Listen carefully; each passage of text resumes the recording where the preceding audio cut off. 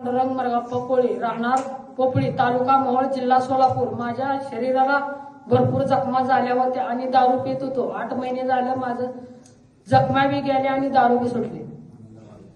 वेळची दारू किती पित होता? दिवसभर हा बाई बरोबर ना.